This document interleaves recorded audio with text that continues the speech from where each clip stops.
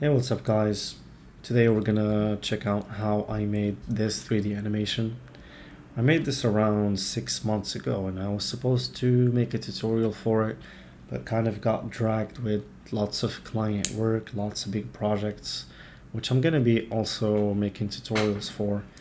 But for now, let's just go over the basics of how I put together everything from the model, the environment, the lighting, even the fluid simulation, which is one of the key elements in the video.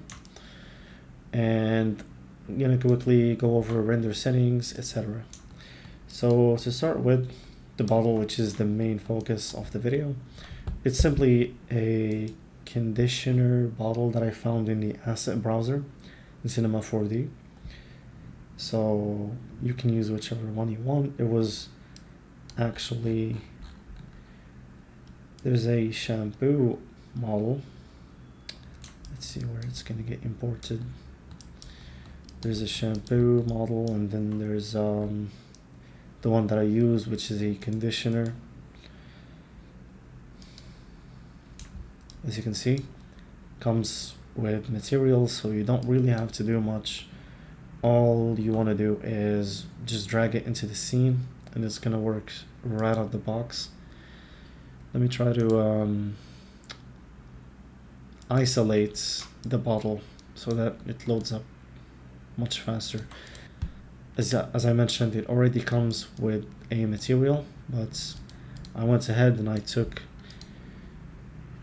the color map and I took it to Photoshop and I turned it into a black and white image, and I played around with the levels to get this sort of texture where most of it is black, but things like the text and the logo are a little bit illuminated.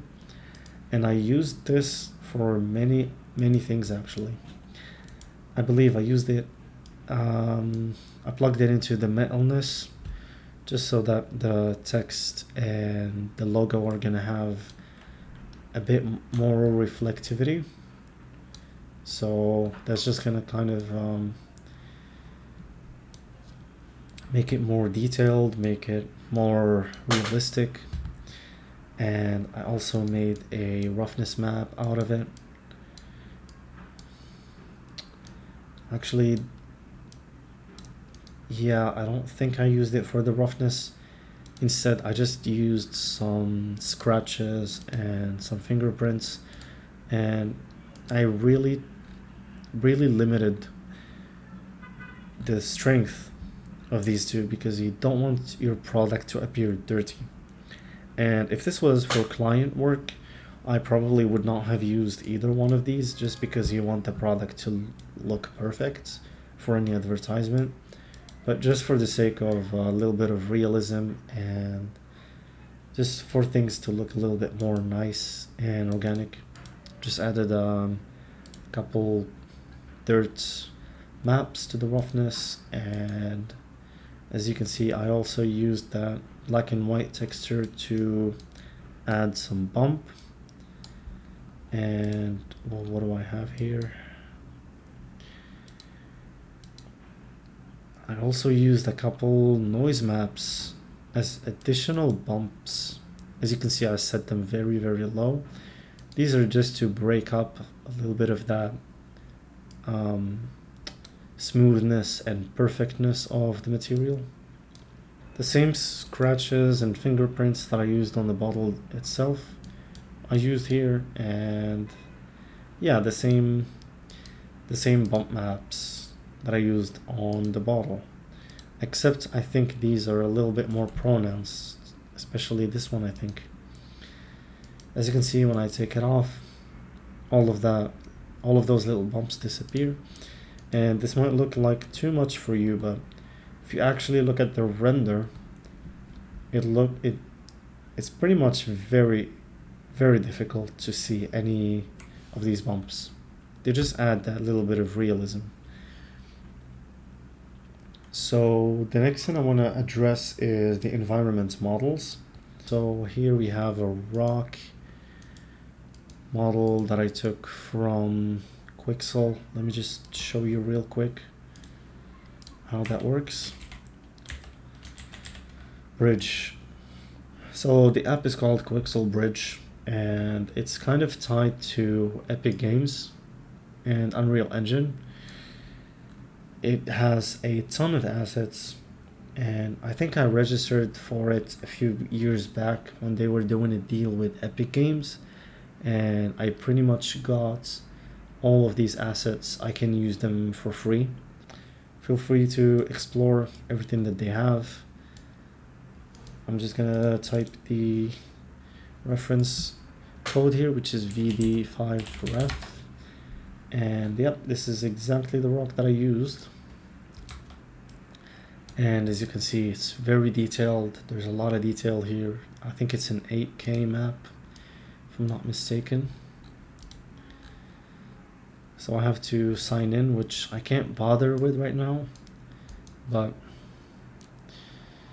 you can actually check from the material here.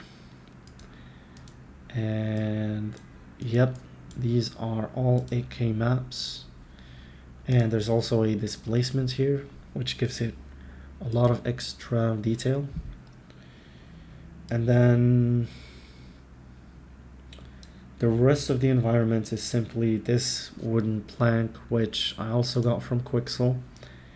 And these sort of greenery, flowers, plants, and all of that. I think this was probably taken from Quixel. Yep, this is taken from Megascan's library, so this is definitely from Quixel. So yeah, Quixel Bridge and the asset browser, and you're gonna be good. You're gonna find a lot of assets from there. You can fill up your scenes with them. Here we have a couple of rocks in the background. I think these are actually wooden planks, but I just kind of rotated them in a way that makes them look like they're rocks. And yep, that's pretty much it. The floor is also a forest model that I took from Quixel Bridge, so I might not even have used any asset browser models for the environment. So that's it for the environment models. Now we're going to take a look at the simulation, the fluid simulation that I did, which is pretty basic. So let me explain it to you. All right, ambulance is gone. So what I did is I simply exported the model. Now this is going to look very different from this, and the reason is I didn't originally use this conditioner model. I used a model of another cosmetics product. Hey, so a quick edit in. I forgot to mention a little detail. I am probably not going to be able to upload the cached out mesh for the fluid sim, but that shouldn't really be a problem for any of you guys. Simply go back to the first frame and hit simulate and just wait it out, and you're going to have the same result. Obviously, that's going to allow you to change up any setting that you want, experiment with things however you wish, which is what I encourage you guys to do. I encourage you guys to learn and really get inside all of the settings and use them and experiment with them, because that's how I was able to get to the point where I am able to produce results like these. So yeah. I simply created a diverso emitter. I believe it's a circle shape, as you can see here, and I put it right here behind the model, and the point is that it's gonna emit a fluid or particles that are gonna act like a fluid from behind the product. And I also made sure to import the box itself, so that as you can see here in Cinema 4D, the liquid is not gonna clip through the planks. It's actually going to almost bounce off of them. And Yep, so that's the effect that I have going here. Now, don't forget that this result took me quite a while. I think definitely an hour, maybe even two, of tweaking the settings and playing with the noise field. I think I had it animated where at first it was way stronger, as you can see. The way the liquid comes out of the emitter is very noisy, and then I think I turned it off halfway just so that this fluid that bounces off the bottle isn't too scattered. So there's a lot of experiments in here that you need to do, and also the quality of the fluid. Obviously you're gonna have to use, where's that option? I think it's in the domain. Yeah, resolution. I believe liquid SPH is used for these kinds of simulations with lower scale fluid, and I use the resolution of 50. You can always go for higher resolutions. It's gonna give you way more detail here, especially with the very small droplets of the fluid. I'm gonna leave the project file for this specific simulation with the project files, which are probably going to be in the Patreon, so make sure you go and check that out. That should make it easier for you to just backtrack and reverse engineer. I'm also going to leave my complete Cinema 4D project if you want to explore it even further or follow along with the tutorial. So once you experiment and you're happy with the specific result that you get, you can export the mesh by adding, I believe you click on build mesh and it gives you this, and then you build the mesh sequence, which basically exports each frame of the simulation as one Alembic file. And as you can see here, I already did that, and I'm going to show you the files here real quick. Yep, so this is the meshes folder, and as you can see, there's way too many files. This particle mesh 2 WTH is the one that I'm using here, but before that I was experimenting and I exported this particle mesh 1 ASD, which was like the previous version, the previous variation. So what you have to do is you have to go to Tools, Stitch Alembic Files, Add Files, and you just go to your meshes folder and select the first frame, shift select the last one, open, and you create an output file. Let's call it stitched fluid sim, and you hit stitch. Alright, stitching is done, and what that basically did is it took all of these singular Alembic files and it stitched them into one file, which is the one that we're gonna import into Cinema 4D. Alright, so let's import our mesh, and I'm just gonna disable the ones that are already present in the project just to show you guys how things are done from scratch. This has 20 gigabytes, so you have to be careful with how detailed your mesh is, but I don't think this is going to be very problematic for me. Now when you import it, one very non-ideal thing is usually the rotation is off. Usually you have to rotate it 90 degrees in some direction, and also you're gonna have to tweak the position. This is the original mesh, which if I turn on, and let's turn off the one that I just imported, the only difference really is that this one is offsetted by 23 frames, and the speed is dragged down to 41.6. So I just wanted this to be played in slow motion. Figured that would be a cool vibe for the video. Now, as for the material for the fluid, I used, let me see, where is it here? Here it is. Simply a regular Redshift material with color white 100%, reflection 0.5 for the roughness.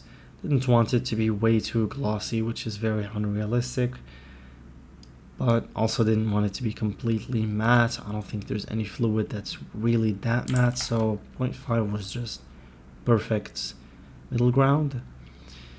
I only use 0.6 for transmission because I want it to be slightly see-through. I mean, completely see-through is completely fine. It just depends on the type of serum inside the product. Here it's a conditioner and the bottle is very white, so I assume the product inside is going to be something very close to this, which is basically slightly see-through but not so much. So as you can see, lights are here, and I'm going to turn them all off and start slowly.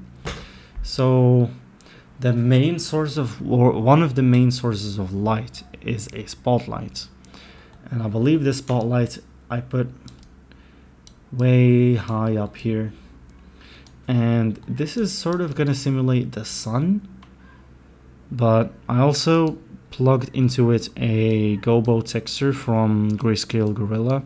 It's actually an animated gobo texture. Stacked frames, and oops, I manually set the offset to 100. But basically, this is gonna play an animation. It's gonna make it look like there's a tree in between the light source and the project and the model itself, because it casts shadows, fake shadows, through the gobo texture.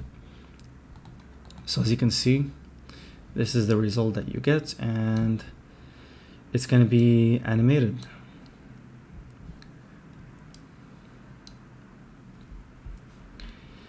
And this already does a very good job lighting up and highlighting a lot of the scene, especially at the forefront. You're going to notice that none of the back items show up here, and that's completely fine. We're going to address that using other area lights. So we have this area light that works on some of the background items, and you're going to notice that I use a softbox texture for the light, just so that it's not perfectly a white emitting box, because I'm not the biggest fan of using area lights with just completely perfect white squares, right? And I have another area light. As you can see, this one is actually very reflecting on the bottle itself, and you're going to notice that if I use a perfect white square, it's going to look perfect on the model itself, which is not really going to be a great look for photorealism. So this is going to give us a really nice gradient here, which is just going to add a little bit to the realism, because lights in real life usually do have gradients. This is, I believe, the main dome light for the background. Another Grayscale Gorilla asset. Very simple. And then I have a dome light with no texture, just to lighten up some of the places where there's more darkness.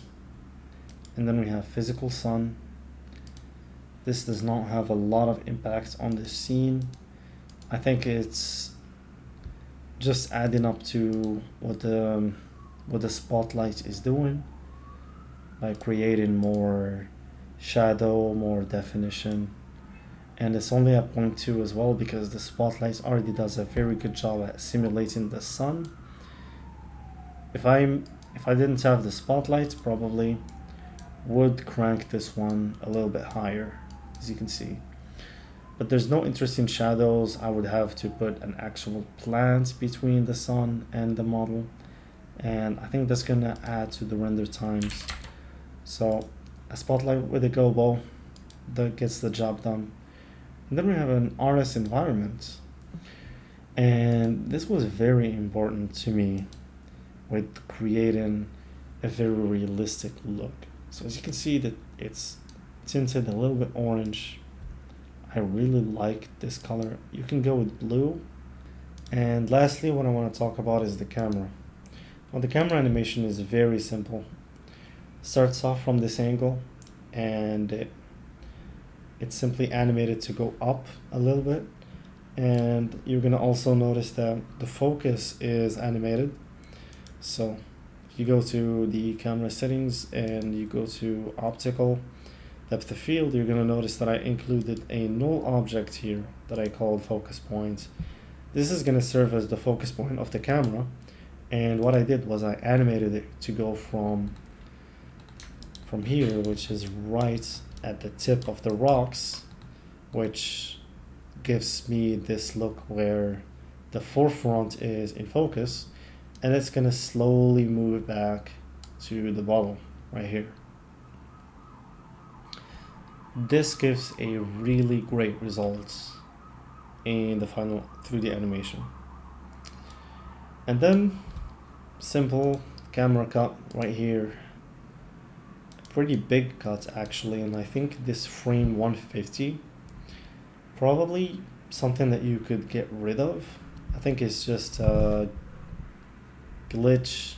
It's not really a glitch, it's more of a laziness from my part.